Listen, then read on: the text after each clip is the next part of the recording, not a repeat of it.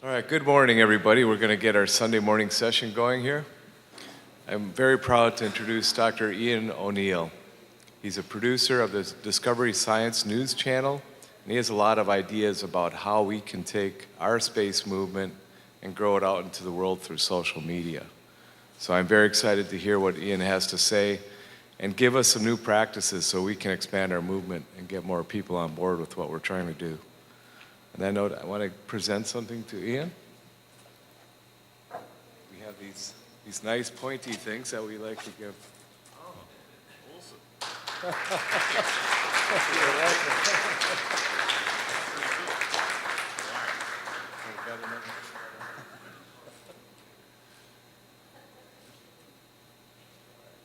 Glad you like it. Yeah, it's nice. I like it. Something for the, I hope you have a mantle or something. I do. It's Perfect. a part of the place, man. All right. Excellent. All right, everybody, thank you.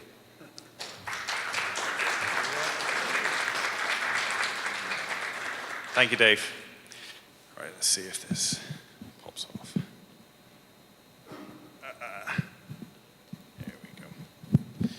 Okay, as Dave mentioned, I'm the space science producer for Discovery News. And in fact, I've just celebrated my 4th year in the company, so that's kind of cool. Now, Discovery News, we are a science news website, and of course we are under the umbrella of Discovery Communications, and of course comes with that a Science Channel, Discovery Channel, and all those TV channels. We are wholly online, and in fact we've just launched our digital video service, DNews Video, and we have a few presenters working on that, and it's a really cool project, so be sure to go on our website at discoverynews.com and see the links there. And we are rapidly growing, and when I first started at Discovery News 4 years ago, we were kind of in this ghetto part of Discovery Channel. We were kind of hidden away, because technically Discovery News has been going for over a decade at that point. But Science News, thank goodness, was proven to be very, very popular, and we actually got our own funding to start up our own website. So we got relaunched back in 2009, and since then we've been growing ever since, and then earlier this year we had additional funding to transform the website, and we are kind of growing to a point where I would never have even dreamed. The traffic we are generating from science news. Now, bearing in mind, mainstream media has kind of taken a back seat a little bit, to put it mildly, as far as science news is concerned, and a lot of science journalists, certainly 2, 3, 4 years ago, lost their jobs in their mainstream media jobs. And we kind of economized on that. We said, okay, we're going to do real science news, and it's not just space. We cover earth sciences, we cover history, we cover technology news, and we have partnerships with the likes of Mashable, all these big websites, space.com as well. So we are growing at a fast rate, and for me personally, I would say a vast majority of that traffic is due to social media. Now, there's no direct relationship. You can never say, okay, social media made us what we are today, because I don't think that's the case, but it certainly helped us expand our audience base. And so I'm going to go into that a little bit and a few personal points of view, because I'm not from the media traditionally. I was actually a scientist. My background is in solar physics. So in 2006, that's where I got my doctorate, and I had no idea about the world of media. But then I met my beautiful wife, and I ended up, my future was in California. Unfortunately, trying to get research funding to continue my work was next to impossible, so I kind of had to find another way of making money. And that's where I fell into the media. I ended up working for Fraser Cain at Universe Today, and that's when I really got a hunger for science blogging. And it just came down to traffic, because I made money on commission. So I had to find all the tricks in the book, and I kind of found my own way there, and social media was a huge part of actually getting me paid. So I used that in my job in 2009 when I started Discovery News, and I think we're on the right track, and it seems to be showing in our traffic numbers. So I just want to give you a few hints and tips. I know there's probably a few hangovers this morning, so just let it wash over you. Your subconscious will take some of it in. But I think a lot of these tricks are important for nonprofit organizations. I gave this talk a couple of years ago, kind of a different talk actually, because social media landscape has changed quite a lot only in the last couple of years. So I'm going to try and bring some of the new ideas from the last couple of years. But the message is the same. Basically, you need to get social. It's no longer an option. You need to access your audience in a social world, in a social way, using tools like Twitter, Facebook. But that's only a tool. You need to actually build your brand. So I'll give you some ideas how to do that. Now, first of all, I don't need to tell you this, but space exploration is at an exciting yet critical crossroads. I mean, we have rise of commercial ventures. We got a lot of representatives from commercial space here. Very exciting. You've got SpaceX launching cargo runs to the International Space Station. You've got Orbital Sciences going to be doing the same. You've got space tourism companies like Virgin Galactic and Xcore going to be launching people into suborbital space flight soon.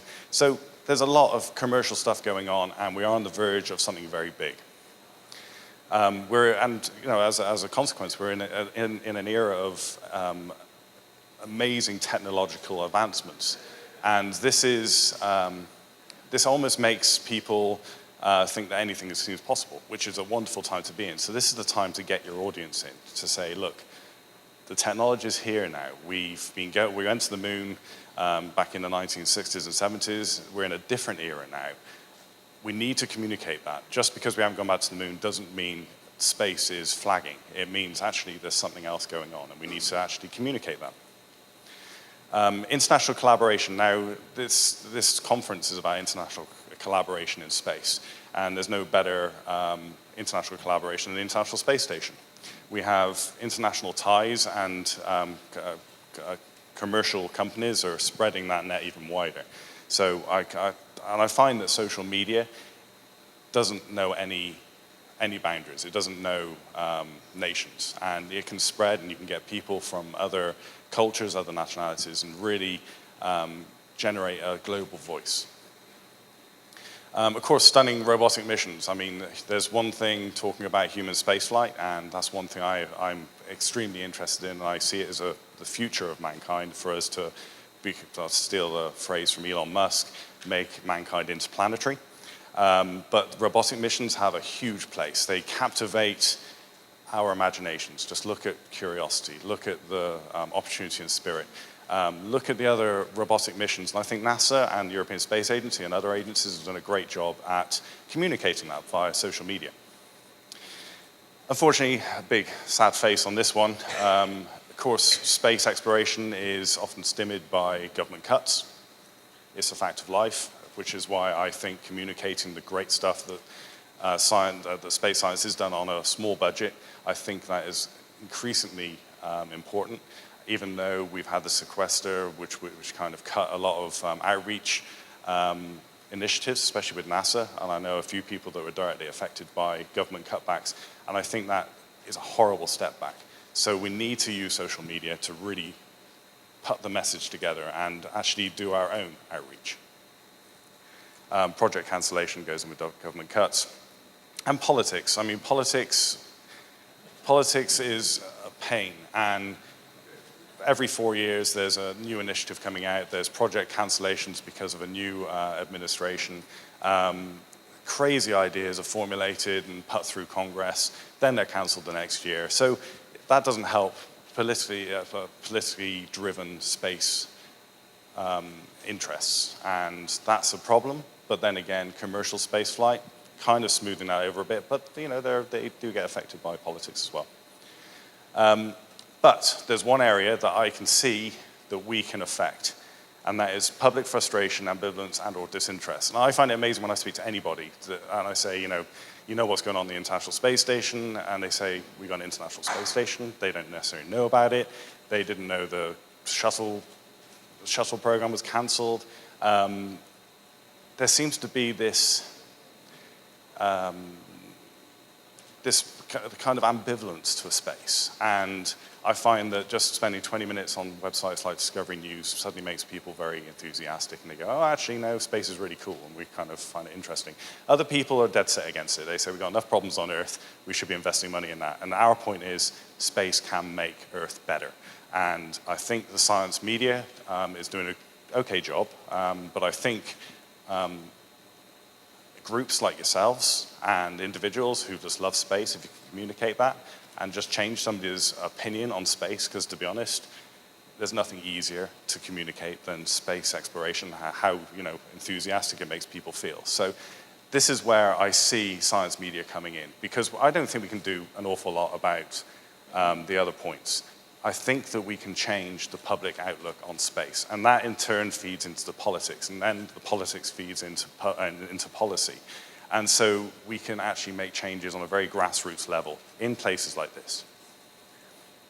But how do we do that? So my talk, I'm just going to outline a few points. So first of all, I'm just going to run through like 5 top stories. I mean, this isn't necessarily biggest by number of hits or popularity in the mainstream, but these are stories that I think have really resonated with the public.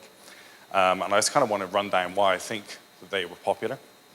And I think, just as a point to actually understand why these stories were popular, so they can actually influence the way you communicate your science to the public. I like to call the next part of my talk Normalizing Space, basically trying to find some terrestrial familiarity with space, because often we're talking about really complex science, really complex ideas, really out there, almost science fiction concepts that are suddenly becoming real. But how do you make that normalized to the average person who doesn't necessarily have an interest in space? And perhaps it's that person that says, I think space is a waste of time and money, we should be investing in saving the starving. So you need to find ways of connecting space, perhaps spin-offs, perhaps discussing applications on Earth. I think that goes an awfully long way. So I'm going to discuss that a little bit. And ultimately, I'm going to come to probably the longest part of my talk is going to be about finding the hook in your stories, finding the hook in science, science media, and also why use social media to do this at all. And also, if you were at my talk 2 years ago in the Mars Society, you may have heard about my little story about a little bat, Brian the Bat. I'll save that for later. Okay, so in the news. Obviously, a huge story for the last,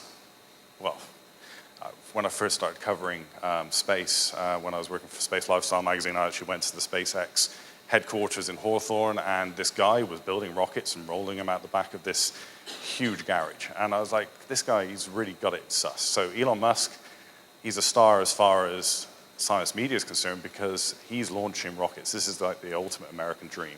This guy, South African, came over, got educated over in the States, I think it was in an American university, and he started up PayPal and used the money from that to develop his own space launch company. So that in itself is an incredible story, and it has grown. What with the rise of the Falcon 9 and the Dragon capsule, of course, now they've done 2 official cargo runs to the International Space Station, and we've had a resounding success with all those missions. But also there was a bit of a story at the start, because he failed several times with the Falcon 1. And that was at the time when I first started reporting on it, back in 2008, when he did launch his first Falcon 1. And it just makes for a wonderful story. It's a human interest story. And people go, why are we doing this? Well, NASA doesn't have human spaceflight capacity at the moment. So we're looking towards commercial spaceflight. So there is this tangible link between the humanity of Earth and these commercial entities. It's all about building this infrastructure in space, and it's very, very easy to communicate. As I say, massive public interest. This is, without doubt, one of our biggest stories. One rocket launch from SpaceX generates 10 times the traffic than any shuttle launch did. I'm trying to work out why that was the case. It's not always obvious in media. The NASA private partnership is a model for the future. And also there's excitement now for other commercial entities that are coming up. Of course, probably the biggest story of this year, in February, we got hit by a pretty big space rock. Now, I like to refer to this as the event that launched 1,000 asteroid impact mitigation strategies, because before this time, nobody really cared. I mean, we had the Tunguska thing that happened at the turn of the century. That's about it. Nobody saw it. I mean, we saw the devastation afterwards, but nobody has really, in the modern era, when we've been going on and on about the risk of asteroids, nobody has ever said, okay, what if we do get hit for real? It's always been a very science fiction notion. Now, this asteroid was pretty small, and as I found a good outreach capability is to try and explain asteroids in the size of something familiar. So I've argued actually with Phil Plait, bad astronomer, we've often argued that the size of a house should be an SI unit because we're always using it to describe asteroids. And really, a house-sized asteroid, kind of scary. That was kind of the size of the Russian meteor, or a big school bus, about 20 meters wide. Of course, this had very real impact on society because this is the first time we saw this impact, and also by the wonderful spread of webcams inside dashcams on cars in Russia, we were able to see every single angle of this impact, and it was incredible. And it injured 1,500 people and damaged hundreds and hundreds of buildings and caused billions of dollars worth of damage. So there's a tangible effect from this Russian meteor impact. And it came at a perfect time because you've got asteroid mining companies who have just been releasing their press releases and also talking about their intent to mine asteroids. And as a spin-off from that, asteroid mitigation strategies. So this couldn't have happened at a better time for space. So any story about this Russian meteor and anything since has really hit the mainstream in a big way. And so we need to jump on events like this. And I think it's a no-brainer, especially for the mainstream. This was a huge event. So just make sure your voices are heard when something like this does happen.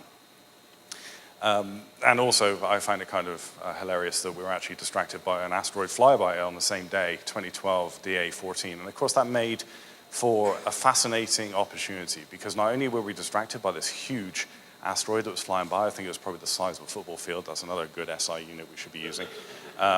We were distracted by that, and Russia got hit. So I kind of joke now, whenever there's a flyby, watch out Russia, because there's something coming in the other direction. Of course, since Chris Hadfield went to the International Space Station, he transformed the way we view the International Space Station. Now, I wouldn't say that Chris Hadfield invented Twitter in space. He certainly didn't invent doing experiments in space. He didn't invent public outreach in space. But for some reason, he resonated with us. He created this human element in the International Space Station that I don't think anybody else has. I don't know whether it's his personality, but it was certainly his tenacious attitude towards communicating science. And he basically said, look, I'm a human orbiting the Earth. I can play a guitar. I can do the first music video in space. Everybody latched onto it. So any story we did about Chris Hadfield was warming to actually see the impact of his outreach skills in space. And I think he's really set the bar very high because, as I say, astronauts before him, they've done this. Doug Wheelock, I remember when he first started tweeting images of the Earth through Twitter, just the fact we had an internet link to the International Space Station was beyond amazing. So we understood that could be done. But Chris Hadfield, as I say, he was really the first that took it as a package, and he actually made it real. And now he's back on Earth, and he's safe, and hopefully he's influenced the future of astronauts on the International Space Station. And yeah, as I say, he affected the public in a profound way, and it was a very easy thing for us to cover in the science media. Another huge story, of course, is Kepler. I hope it's not dead, but one of its reaction wheels have recently gone kaput. I think they're working on a management strategy to actually bring it back, but who knows? It's done incredible science. It's got an incredible backlog of data, so we're going to be combing through Kepler's exoplanet data for many, many years to come. But I refer to it as a very, very sexy mission. But there's a few stories in science media that you just drop everything. If the sun burps, you drop everything. You talk about the solar flare. Same with exoplanets. If you have an exoplanet discovery, which is kind of profound, you just report it. You drop everything. This is breaking news, especially anything that's orbiting within the habitable zone of the star. So it's very sexy. It gets people's attention.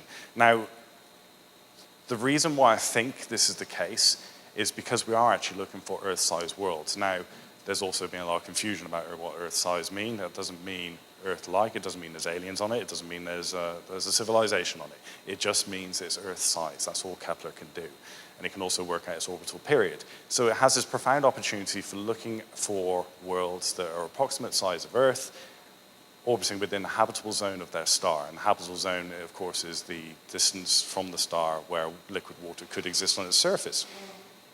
So there is this natural connection to Kepler, and it has really created a public fascination with this one mission. And I think that the key reason why the transit method that the Kepler space mission uses, so it basically looks for the silhouette of stars going in, a silhouette of planets going in front of their host stars. And I think that's very intuitive, and people understand that. And of course, we had the Venus transit last year, where we actually had our own exoplanetary transit. And I think that's why people are connected to this. Because we can talk about the radial velocity method, we can talk about how these exoplanets tug on the gravitational field of their stars, and we can look for the slight wobble. But I find that Kepler just makes it a little bit more understandable how these planets are actually discovered. And of course, I would say the biggest story of the year, that we've just been publishing endless stories about it. And in fact, when I first met Curiosity, I went to the JPL event in 2011 in the clean room in JPL, and I saw Curiosity up front, and my first reaction was, damn, that's an ugly rover. That is one ugly, ugly monster. But of course, I had no context at that point, because I was comparing it with the very small design of Opportunity and Spirit, which I saw as cute little rovers. But as soon as Curiosity landed on the planet, it became the most beautiful thing in the solar system. And I think that's what resonated with the public. I mean, beauty is an eye of the beholder. I think this is certainly the case with Curiosity, because I can kind of see Curiosity as a Wall-E robot now. I see it with personality. And there's a big debate over whether it's a he or a she. I think the rover drivers refer to it as a he. I still refer to any robot as a she. And I just think NASA's done a fantastic, fantastic job with all their rovers on Mars, not just Curiosity. But this mission is the most tenacious mission. It's just an awesome, awesome rover, and it's dominating Mars right now. And I think it's been communicated very, very well. So I would say it is actually the sexiest mission so far. And also the high-resolution images come back from Mars are just second to none. And some of the science it's already done is just incredible. We've learned an awful lot about the atmosphere of Mars, its wet past, its possible habitability.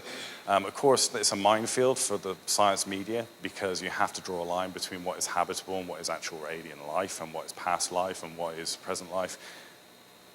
Personally, you just don't know, if there's any other precedent of life elsewhere in the universe, especially our solar system. But it's a profound, profound mission, and it's resonated with the public.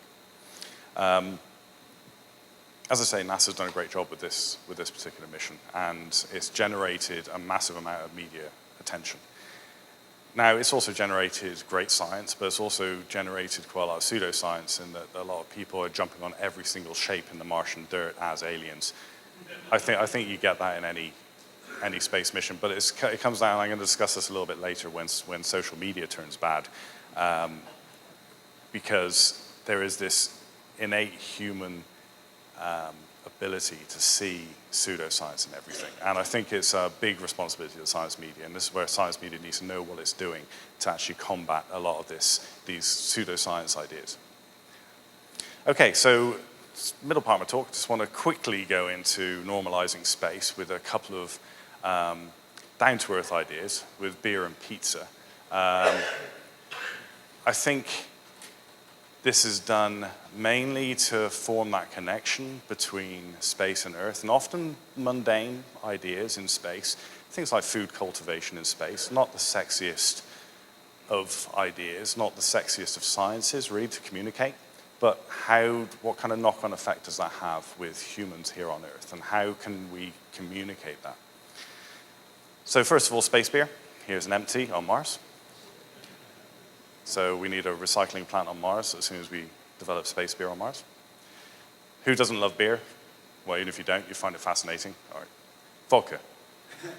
We can probably do that as well. Some wine. Vineyard. Okay, we'll do that. And I like to say that with concepts like this, you can ambush the public with science. So space beer is a funky topic to discuss, but how does it affect the future of human colonization in space and food cultivation in space? So what are the implications?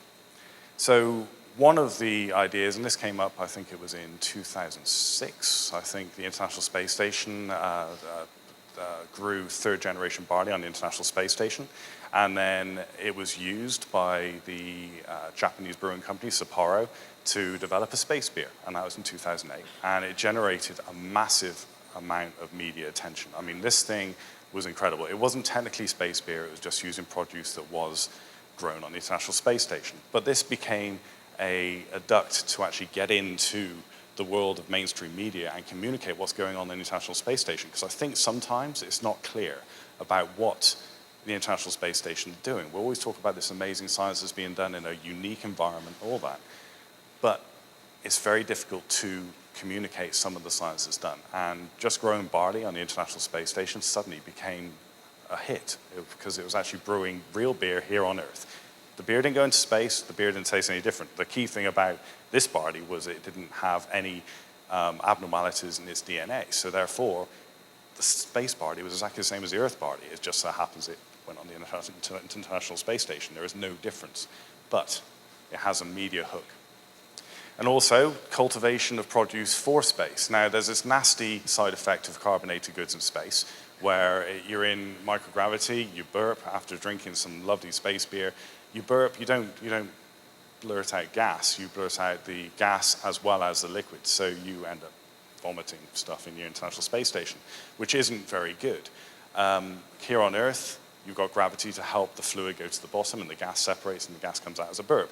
But in space, it's a wet burp. So astronauts for hire, they did some parabolic flights. They wanted to see what mixtures, what carbonation would work for zero gravity flight. I'm sure that was a fun few flights. I couldn't even imagine the mess. But they managed to work out what kind of carbonation to add to the taste and what would avoid these wet burps. And also the taste, because astronauts, I mean, I've spoken to Leroy Chow, ex-NASA astronaut. He was saying that food changes taste, it changes texture when you spend a lot of time in space. And that goes for drinks as well. So they were trying to find the perfect taste for beer. So this is the first time that we actually started trying to develop space beer for space. Again, that was amazing because you've got this growing trend in space tourism. And who wouldn't like to be supping on a beer on Olympus Mons on Mars? Just take your empties home. That's all you need to do. So recently, on the similar vein, who doesn't love beer and pizza? We suddenly had a story about pizza that just hit us out of the blue. Basically, in industry at the moment, we've got 3D printing technology, which is really taking off, and space is no stranger to 3D printers because there's a lot of discussions about perhaps developing tools in space using 3D printers. In fact, the International Space Station is going to be launching a 3D printer in next year, I think, to test it in a zero-gravity environment. And also the future of Mars colonization and lunar exploration. Perhaps we can actually build habitats out of 3D printed material using local materials. I mean, it's a little bit far-flung, but the technology is there on Earth. So how does that get to food? Well, who wouldn't love like a replicator from Star Trek? You know, wouldn't it be nice if you can print off a pizza in space? Of course, we're a long way off, but a guy has actually got a NASA grant to develop that technology here on Earth. NASA has given him a $125,000 grant to actually develop this prototype that will create a space pizza. It's a pizza, 3D printed technology. And basically this 3D printer is just going to take the basic constituents of food and in a powder solution, and it's going to mix it with oil, with water, and spray it into layers. You're going to have your carbohydrate layer, which is basically the dough. It's going to cook it in place. Then it's going to spray over some kind of tomato puree, which is, again, pulled from a basic fine grind mix of powder with oil. And then over the top, you're going to have a protein layer. I don't think it's going to taste like chicken. But we've got tangible technology here which could be used in space. Of course, the pizza is not going to go into space, and I would argue it's going to be very hard to print this pizza in microgravity. But the point is, the technology is maturing at a very fast rate. And also, it's changing the way we view food. And this is one of those applications that could be used for the future of space exploration, because it would be great if we could just launch powder into space and then recombine them through a 3D printer. There's a lot of questions about this uncanny valley of food where you taste it and it doesn't feel like food, because of course it's reconstituted powder. So there's a lot of science going into this, so perhaps eventually we can develop a food that actually tastes like food and feels like food in space. And also, we got a growing population here on Earth. Wouldn't it be great if we can just get powdered food and reconstitute them using this kitchen side-mounted 3D printer? So this could be the first, this is Replicator 1.0. I mean, this could be the future of food, but we need to change the way we see food to do this. But we may not have any choice in the future on Earth as our population expands. And this has a massive benefit for space exploration. So if we can communicate that, that'd be awesome. And spin-offs, as I say. Now, really the main thrust of my talk is going to be about social media. I have grabbed some statistics, and I don't really... Statistics are funny with social media, because I think often the impact of social media is very anecdotal, or it can appear anecdotal, and it's very difficult to attach any statistics to it. But I pulled this piece of research from a 2010 survey, and the world has changed in the last 3 years. It's incredible how fast social media is evolving. Now, this is just one point that I found quite important, because I find that a lot of non-profit organizations, especially in the space arena in the United States and worldwide, there's a problem with getting youngsters into these organizations. I think things are changing. I think that there are more youngsters getting involved, but through social media, you've got a very savvy bunch of kids who are sharing stuff like crazy on social media. We need to find a way in. We need to tap into this interest in social media to bring them in. And I think it's a no-brainer, and especially when you look at some of these statistics. The majority of adults surveyed, this was 2010, and it was about 1,500 individuals surveyed. The majority of adults surveyed admitted to sharing news online, either through Twitter, Facebook, MySpace. MySpace, is that even around still? Apparently so. Email or bookmarking sites like Dig. 90% of the respondents younger than 25 years old use Twitter or Facebook to share news, double the amount of respondents of 40-plus crowd. Now, if that isn't a message right there, it's use Twitter, use Facebook. I mean, this is basic now. I mean, we've got so many other tools available to us in the last 3 years, but Facebook is still important, so is Twitter, and I'll discuss that why in a minute. But as I say, it's evolved a lot in the last 3 years, and a lot of people have moved from using their PCs and their Macs to using their handhelds. I mean, my life is dominated by my iPhone now, and I do everything from my Facebook updates, which should be more often, but I'm a big fanatic of Twitter. I can't go anywhere without several updates a day. And there's other location-based social media tools like Foursquare that are really gaining traction. And I found that NASA has used that very, very well, in that if you check into a NASA institution or a museum or some kind of space museum, you get a special badge, you get a curiosity badge. And people are collecting these badges. So it makes kids, makes anybody, makes me want to go to these institutions so I can get a badge and say, look, I've been here. So bear that in mind. We're going very mobile. And if that means developing an application for an iPhone, you can do it fairly inexpensively now. I don't think Discovery News has got it necessarily perfect, because we're a slow-moving organization, but the likes of nonprofits and smaller groups and individuals can make changes very, very quickly. With us, we've got to clear it through the guys up top first, whereas I think with the small groups in space circles, I think the changes can be enacted very quickly. And also, for a very, very, very small investment, you can get massive social media gains. I've seen small groups becoming extremely popular, and their social media weight far outweighs their real weight. So it's worth bearing that in mind. Okay, as I say, social media can be a little bit anecdotal, that I can keep saying, Twitter works, Twitter works, Twitter is amazing, Twitter is great. But then you look at the metrics, and corporations love metrics. They'll, especially in discovery, they'll say, okay, how many hits has Twitter produced? Oh, they've produced, 1% of traffic to the whole website. And it's like, well, that's not very good. You don't want to be investing your time in Twitter. But it's not about that. It's not about metrics. It's about a community. And I find that Twitter reaches a community that I wouldn't normally be able to reach. And it knows no national boundaries. And this is the key thing with this bat story I'm about to tell you. As I say, I spoke about this back in, I think, in 2010 at Mars Society, and it was a lot of fun. So I thought I'd share it on this one as well, just to show how a small idea can go viral. You may remember back to March 15th, 2009, the launch of Space Shuttle Discovery. Back then, it was just before I started at Discovery, and I was increasingly frustrated because I write stories about the Space Shuttle because it was the most awesome thing out there at the time for me. So I would live tweet every single shuttle launch religiously. But the traffic that our content would generate would be tiny. I mean, 2,000 hits per story, and I spent a lot of time on it, and it was annoying because I was getting commission at the time. So I had to find a way of boosting ratings to these shuttle launches. Now, there was a hardcore group of Twitter users in the space community who used to live tweet every single little event for hours at a time, covering the shuttle launches in the hope of engaging the public, and also because we loved it.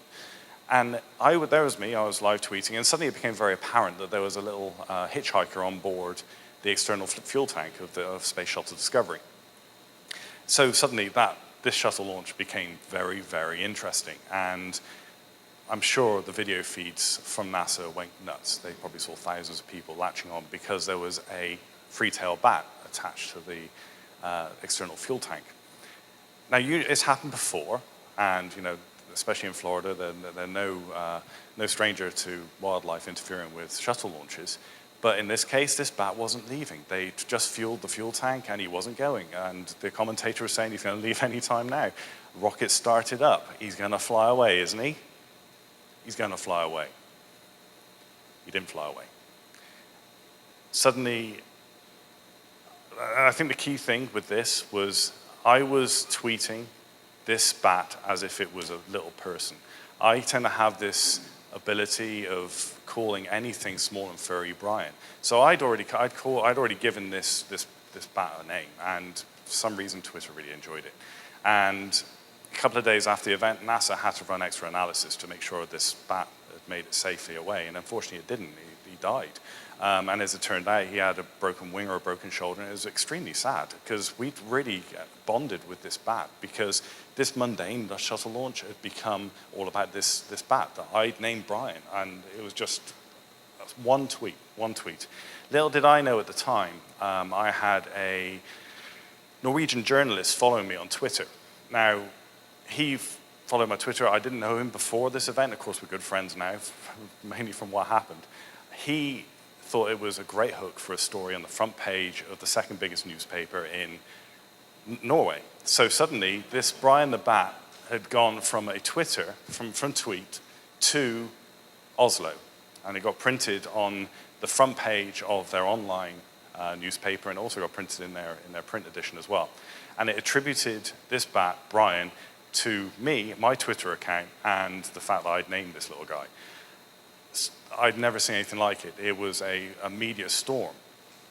The day after, it made it to the UK.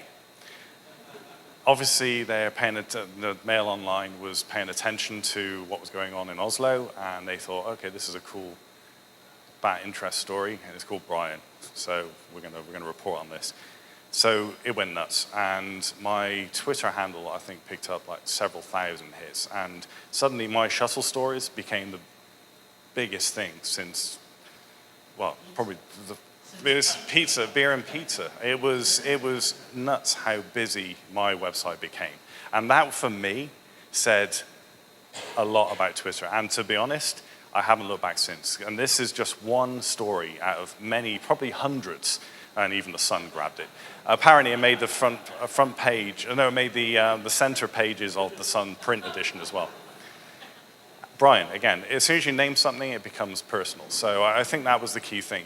I personalized this shuttle launch, and it was sad. And of course, I kind of felt bad because at the time, we were genuinely worried about his little bat because he was obviously in trouble and he did die. But so I felt so bad. I wanted to set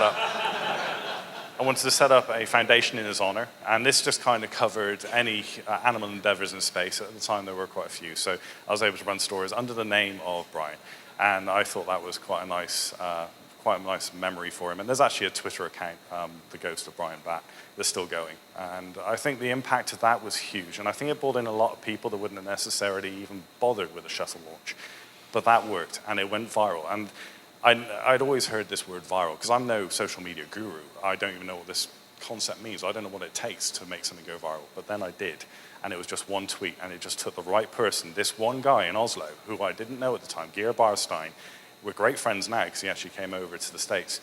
He was actually covering, I think, a shuttle launch, and that's when Michael Jackson died, so he had to cover, so his company sent him over to LA rather than being in Florida. So he missed the shuttle launch, and he had to cover the Michael Jackson death, which was sad, but I got to actually meet him, and we had a great time. And it was a lovely chat. But you just don't know these links that are made in social media. And that's why I call it anecdotal, because that was just one tweet. That one tweet didn't generate any hits. I mean, it was just picked up by one journalist who just happened to be following me at that time. So it was in the right place at the right time. I tweet enough, and it just seemed to resonate with the mainstream media. So where is the secret? I mean, is there a secret? I'm going to run through some of the things I think are important, and you can take them home if you like. There's a lot of things I kind of avoid. It's like I don't religiously update my Facebook profile, which I really should. But I find that Twitter is very powerful, and I find the rise of Google Plus to be incredibly powerful. So most social media practices and the results can appear anecdotal, like Brian the Bat. There's no reason why that should have gone viral, but it did. There's genuine relationships that resonate. And we know that they generate traffic. So like companies and organizations are obsessed with metrics, but it's not always clear where social media fits in. We know this. But my perspective is that Twitter forms these communities. Very, very quickly in the world of Twitter, you find people that are interested in the same topics you're in. And we can really generate interest, especially in space circles, around that. And we're a very close-knit group, really. I mean, it's kind of a contradiction. You know, space is the biggest thing there is, yet we are a very, very close-knit community of individuals who are all trying for the same thing. We want to go into space. We're seeing robotic missions go into space, and we also want humans to become interplanetary, in some cases interstellar. And these are very big ideas for such a small group to be thinking about, but that means, by its nature, we are very good at communicating stuff to each other. So it becomes, the hard part is to make this community bigger. And I think that Twitter helps a lot. It doesn't know any national boundaries. It's an international endeavor, and Twitter can really enhance that effort. Also, Facebook has a place. As I say, I'm the worst Facebook updater, but Facebook really does generate, and actually Facebook does generate tangible hits. So if you've got like a fan page for your group or organization, or even yourself, you can generate a lot of hits. If you've got a lot of fans or a lot of friends, you can actually see those metrics shine from Facebook. Google Plus, I mean, that was a big surprise to me. I didn't even, when it first came out, I thought, well, what's this nonsense? But actually, you can actually target your content to groups of specialists. So I've got many circles in Google Plus. So I've got the likes of scientists, I've got people in media, I've got my bloggers, I've got, it's just endless the number of groups that you have involved, but also you can really focus down on these individuals in these groups. So Google Plus is very advantageous. Also, there's a growing number of image-based social media platforms, like Tumblr, Pinterest, Instagram. Think about them, because there's no bigger story like the latest Hubble release, and it's a beautiful picture. You put that on the front page of Discovery News, it goes viral. It's absolutely nuts. So bear that in mind when you're trying to communicate your science. Think, is there a pretty picture? Is there a unique picture that I can put online? Is there a story that goes with it? You won't be sorry.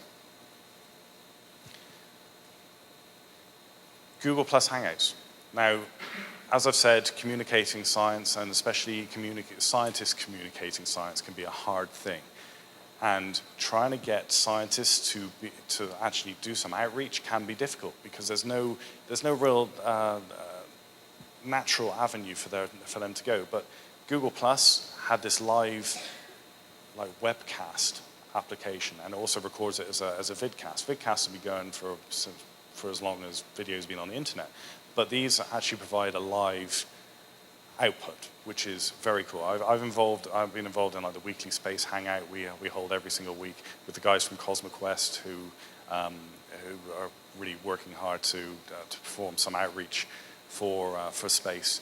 And I just think it's a wonderful, wonderful tool for us. I think there was a SETI hangout recently, and they just explained what's been going on at the SETI Institute recently. And suddenly you realize SETI isn't just about looking for extraterrestrial intelligence. They actually do real science.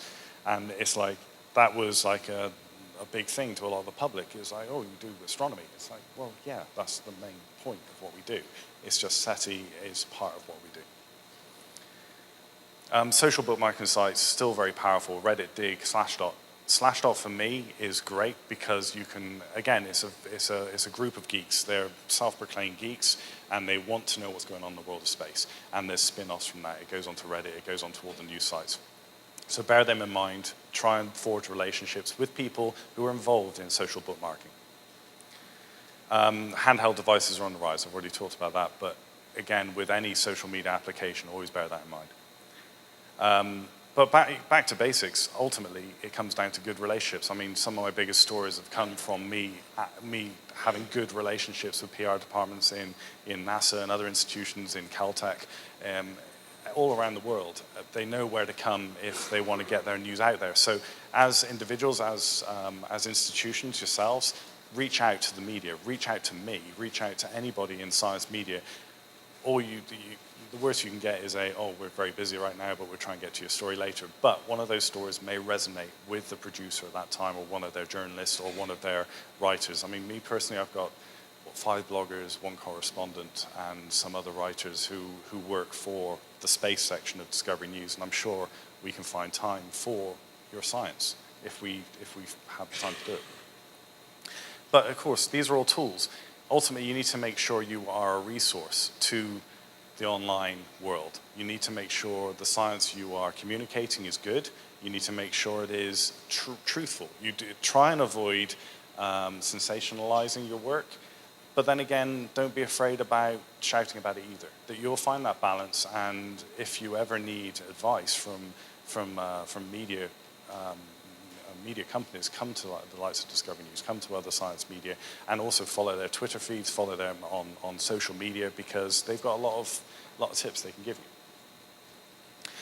Now, just a word of warning when social media goes bad, and this is another way that the growing skepticism group in the United States has really helped out, and how we can get scientists on board to communicate science better.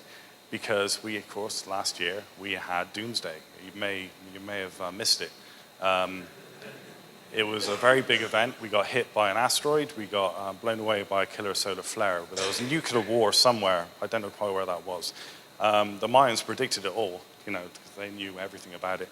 And also, you had John Cusack running through the rubble of Los Angeles, very confused about his social media strategy because nobody told him that the end of the world was coming. But there is this attraction with social media, and not only is science media using it to great effect, pseudoscience is spreading faster. They use the same channels we do, but the science mistruths can travel just as fast as the truths that we are trying to promote. And in fact, I was just discussing it before the talk. Why should scientists combat bad science? Why should we debunk the science? I see it as a fantastic learning opportunity for people who would otherwise believe in this bad science. So the end of the world's nonsense. I mean, I was so busy last year, I completely neglected my talk about Brian the Bat. I was just talking about the end of the world and why the end of the world isn't going to happen. A lot of people would say that was, bad use of time, just to debunk bad science. But actually, it became a fantastic learning experience. And as I say, we use the same channels. So bad science is going to spread just as fast, if not faster than good science. the rising skepticism movement in the United States, specifically in the United States actually, is crucial for social media. I believe if these ideas go unchecked, it can cause quite a lot of damage. And a lot of people got very depressed last year. And that shouldn't be happening. So scientists needed to come out and say, look, we're not going to be hit by an asteroid. Yeah, it could happen, but there's nothing on the horizon. So use it as a tool. And as it turned out, I was invited, just through my work, it was back in 2008 when I was working for a university today. That's when 2012 really saw increased interest, because Fraser Kane got me on the phone and said, Ian, can you look into this 2012 business? And I said, 2012, what's this about? He said, well, apparently the world's going to come to an end. All right, okay, I'll look into it. So I looked into it, and my first article debunking 2012 generated 1 million hits. 1 million hits, a blogger. It was beyond amazing. So then I thought, okay, I'm onto something. People really want to know the truth behind this bad science. So I was invited on the Discovery Channel documentary, I think it was The Apocalypse, and that was basically a fact-finding thing. Of course, there was lots of graphics of exploding planets and stuff, but there was some good science behind it, and we had some solar physicists involved, and at the time I was given my impressions about whether the sun can actually do these nasty things. And it turned into a lot of fun. I got to go to New York for the weekend, and it was great.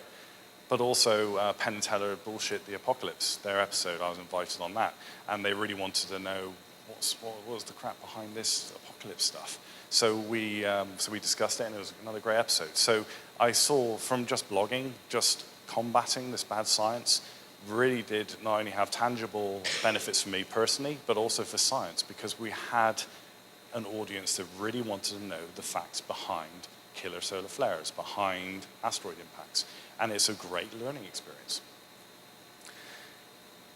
Also, it's not just the guys in their basements who are peddling this nonsense and trying to get people's attention, also looking at strange shapes on Mars, saying, okay, I just saw a chicken run across Mars. It's not just them. It's big organizations that see a profit-making opportunity. And that really came to light during the marketing of the movie 2012, back in 2009, when Sony decided to put together this viral campaign called the Institute for Human Continuity. And basically, you had to be entered into this draw. It was kind of attached to the movie, but not. So when it first came out, there was no connection to Sony Pictures or anything for that matter.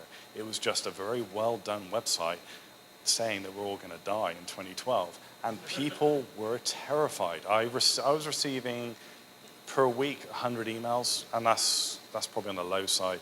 Plus through social media, people were genuinely worried.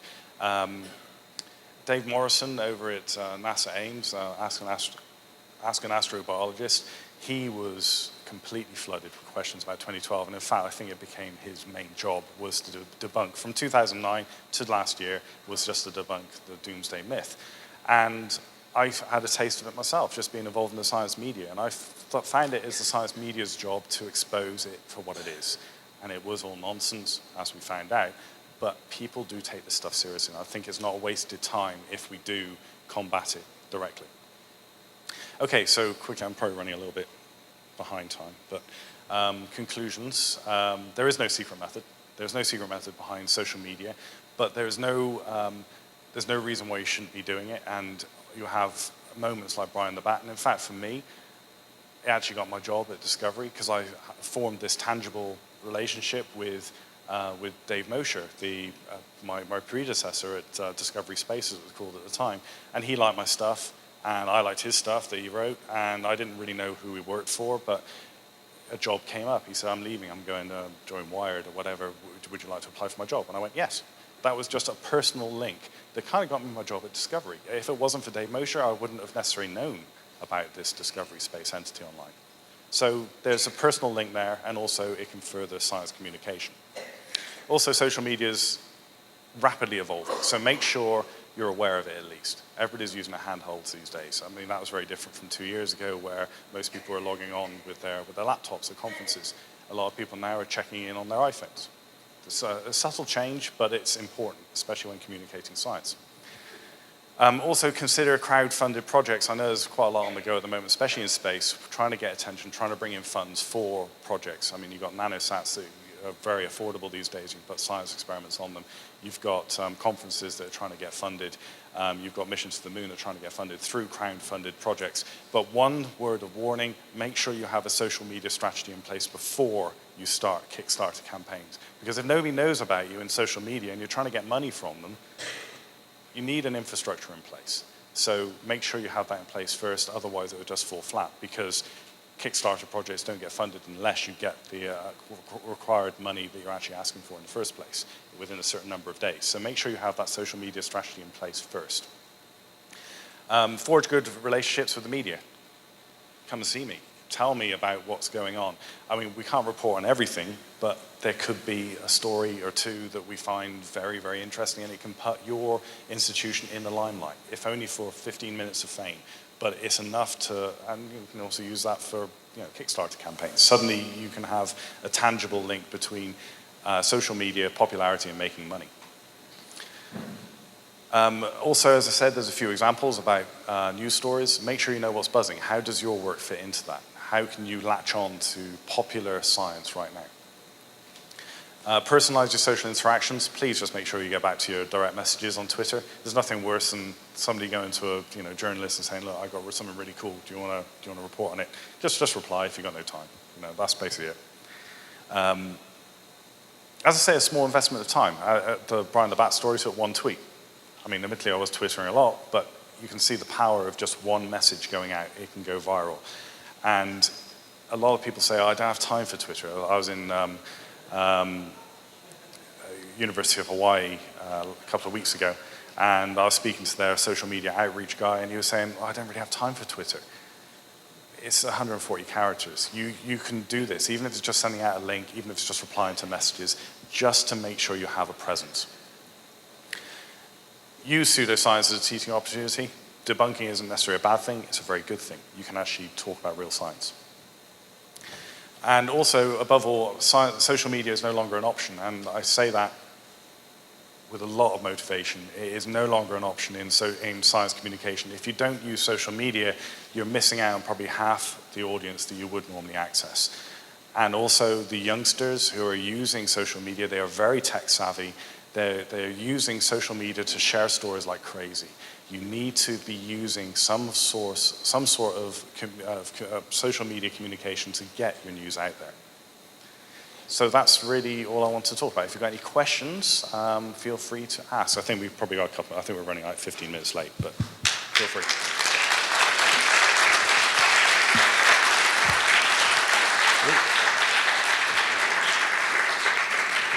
So if anybody has questions, this is the place to ask them. So please line up here now. Thank you. You can put your contact slide, the last slide. Yeah.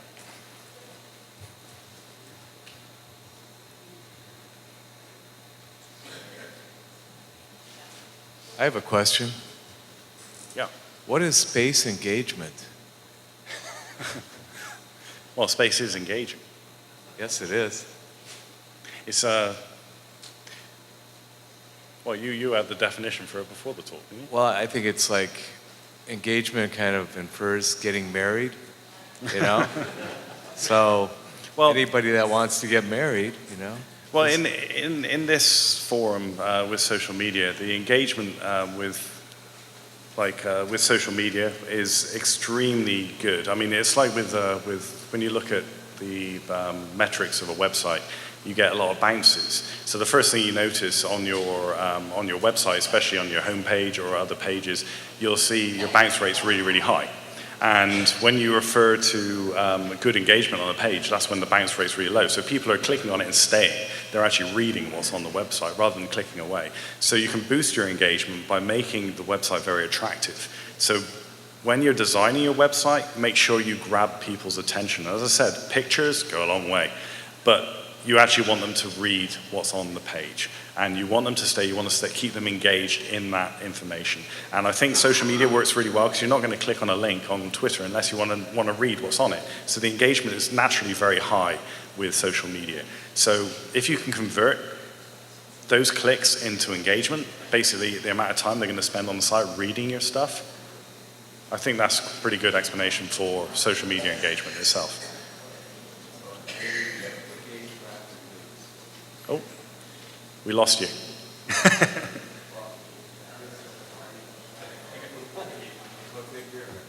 First of all, thanks for your talk. It was very interesting. Pleasure. How can you actually distinguish between science and pseudoscience? It's hard. It's really hard. And that's where I think scientists have this obligation. I think they need to realize that there is a lot of bad science out there. There's a lot of pseudoscience out there. There's a lot of malicious stuff that goes on online that we all know about. And it travels very quickly through social media circles. So scientists need to have a social media presence because then they can combat it. And I think that if you, as a general member of the public, perhaps doesn't know a particular area of science, there's a few very subtle groups that are coming out. Basically, they're latching on to very old ideas in physics, and they are using it to explain phenomenon that we are learning about, and they use science's inability to explain stuff. So like dark matter, dark energy, they are using that to further their ideas of old, disproven science.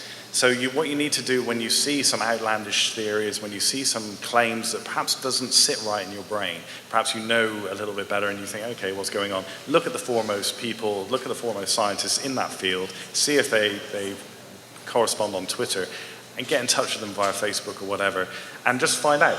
And they're often, one thing I've realized with scientists, they love talking about their field. They just want to talk about their interest in their specific field. So reach out to scientists who actually know a thing or two about that particular subject, and you'll quickly find out whether it is bunk or not. Thank you. I wanted to ask you specifically about Google Plus. I know myself and a lot of people my age that are involved in social media outreach. We understand Twitter, we understand Facebook, Yeah. Pinterest, things like that. I think a lot of people in Google Plus, people kind of say to yourself, what is this? Kind of similar to Facebook, some similar to Twitter in some ways. So you see the potential, but a lot of the time we don't quite figure out how to tap into that. And you mentioned that you know this has actually been pretty useful. I was wondering if you could expand on what is it on there that for the strategy on there that Again, I mean, Google Plus again is like another anecdotal social media platform because, again, I was looking at the metrics from our influence on Google Plus, and it's not very much. You get odd few clicks, but the point is that you're generating a community around your brand again. The good thing about Google Plus, you have circles, and so each circle can be specialized in a certain area. So one of my circles is science journalists. So if I have like a press release or something I wanted to put out, I would send it specifically to them. I would say, okay, this circle has got 100 journalists that I know. I've usually had some sort of interaction with them to put them in that circle in the first place. They're already pre-vetted. And so once you start generating these circles, they start interrelating. And suddenly a story that you have will spread like wildfire. Again, like the whole Twitter effect. For some reason, one story may resonate in those circles, and then they get shared between circles. Because each person has got, on average, 200 people in other circles. I mean, I've got like 14, I think I'm in like 14,000 people circles. So what I say goes a long way. I will issue like a story, and it will get spread far and wide. It doesn't necessarily generate hits directly to the site, but I know that journalists are listening. I know that other bloggers may well pick it up and use it for inspiration for one of their stories. And that's the biggest power that I can have, is influencing other people's news. So say if I found something obscure that perhaps Caltech was putting out that perhaps didn't have that relationship, perhaps the pizza printing example doesn't necessarily have a space implication, even though that was mentioned because NASA funded it. But there wasn't necessarily that strong link between space and pizza baking. But I found it, and I spoke about it, and suddenly I just put it onto Google+, and I found I was really successful because it got +1 many, many times and got forwarded to all these groups. And suddenly I realized a lot of bloggers were reporting on my report. And there's no greater power than that. If you can just get your news out there, you may not see the traffic coming in from Google+, which is kind of different from Facebook. Facebook, you do see tangible hits. But Google+, you are actually accessing a specialized group of people who are specifically interested in you. They're not just your friend because they like you. They actually want to see what you're doing. They actually are vestedly interested in your circle. So I just think it's a weird link, but I think it does work. They've been ironing out a lot of problems with it. It's constantly in development.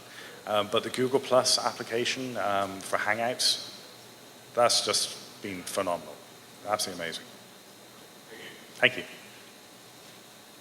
Do you think it's a good idea for the various science groups to link up to, say, pop music groups to try to get a wider audience of younger people interested in the topics of science? Yeah, so the question is basically, how can you access? I mean, since these social groups, social media groups of science organizations, whether they're grassroots or professional, link up to some of your music groups to get a wider audience for scientific topics. Yeah, so basically connecting to like the mainstream almost. Yes. Yeah, I think if you use social media enough, I mean, a great example is Phil Plait, the bad astronomer.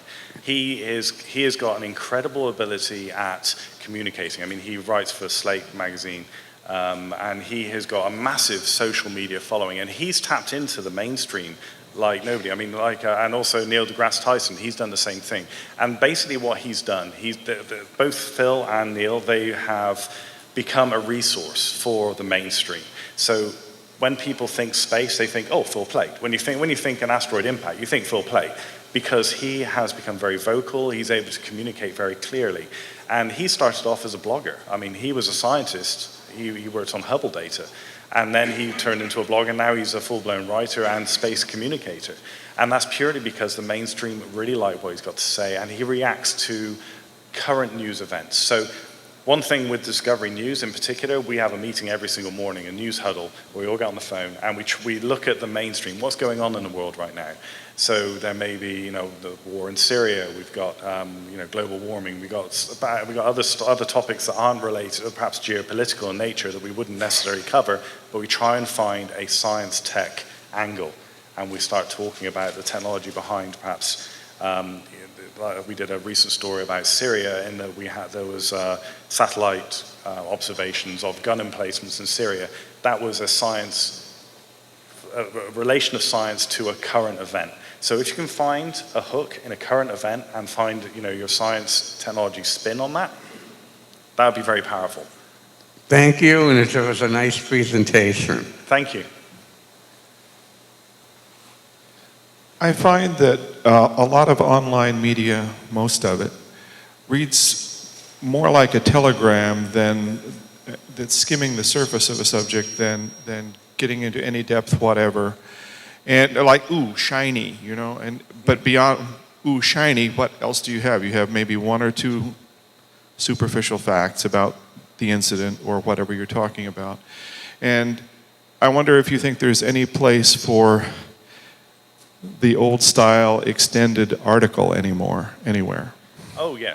I mean, that's kind of a separate talk in its own right. But I think, and what I was saying about at the end about building your brand should be good reporting. I mean, for us, we have extensive articles. I mean, obviously, we're a little bit more. We try and be a little bit more popular in our descriptions of hardcore science. So we're not like New Scientists, where often really complex ideas are communicated with no filtering.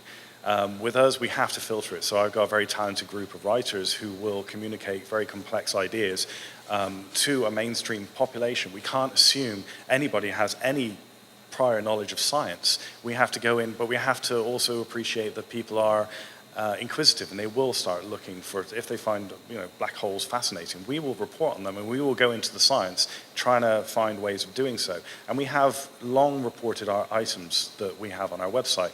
So we only use social media as a tool. We don't necessarily use it as a forum for our news to go out. And we certainly don't expect a lot of information to be contained within a tweet or even a Facebook post. Most of our information is online. We're basically just trying to make our cross-section area much bigger. And by using social media, we are accessing a very fast, very young group of people who want to know about science, but they don't necessarily want to look at a paper to read about it. They want to go onto a popular news website to actually understand it. So a lot of that comes into is web design as well. You need a good, well-designed website to make it easier for people to read the long reported items. second. I'm not necessarily talking about a technical paper. I'm talking about an extended popular article. So like a long read, almost. Yeah, I think there is. And I also do opinion pieces for Al Jazeera English. I do a space opinion piece. And often they're like 2,000 words long. And they are very, very popular. And I think there is still a place for long, especially opinion pieces, long, well-written pieces, and also good old-fashioned journalism. That hasn't gone. I mean, there is this social media push, but it's not killing good reported items. I think it's actually enhancing it. That's what we're trying to do anyway. Some people, some outlets, they are kind of turning their back a little bit and going for more blog-like items. We have blogs, but we also have very well-reported items from our space correspondent. And we can't replace that. And we wouldn't dare replace it because why would we? It's very, very popular. Thank you, Ian. Thank you, And Dave. I think in terms of more detailed content, the idea of drill down, hyperlinking within the context of whatever you're doing and just constantly drilling to deeper and deeper layers to get to the information you're after. That's a key to structuring things right nowadays. Very true. Ian. Thank you. Thank you. Pleasure. And thank you for this. Oh, let's show our photography.